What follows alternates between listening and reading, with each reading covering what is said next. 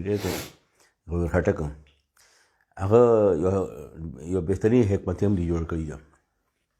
هغه خپله چې کوم دی تنظیمونو سره رابطې دي، کارنامې میټینګونه هغه ته تیار وي، لوی جلسې تیار وي، شمولیت پروګرامونه هغه ته تیار وي.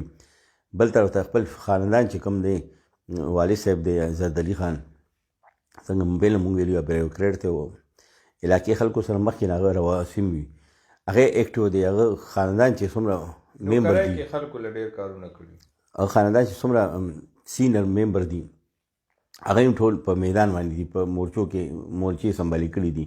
خټکنامې نه چونکې دی یوازې ولاړ دی غور خټک، ځکه خټکنامې عوام چې دي نو دته سیوا ترجیح ورکوي. مونږ ګورو هلته کې روزانه بنیاد باندې د غټې جلسې کېږي، خلک شمولیت پروګرامونه کوي. هغه خټکنامې میدان چې دی غور خټک ته کلاو پاتې دی، نو هلته دته سیوا پذیرایي حاصله ده.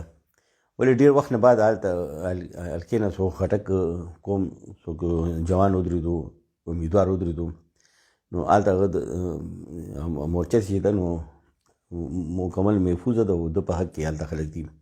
دغه شان د پبي بیل چې دی نو میا افتخار چې دی روزانه بنیاد باندې هلته کې هغه سرګرمیانې جاري وي.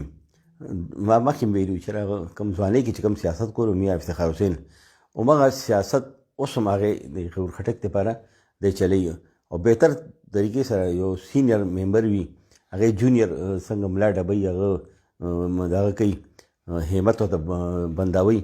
دغه شان میا افتخار چې دی نو غور خټک دی هغه انتخابي کمپین ډېر بهترین طریقې سره چلی، او ډور ټو ډور هم خلکو ته ځي، دوکان ته هم ځي، خلکو کورونو ته هم دروازه ډبوي، او خلک قایلوي چې دا نوی کوم جوان دی دی سپورټ کوي، دی کامیاب کوي چې تاسو مسایل حل کړي.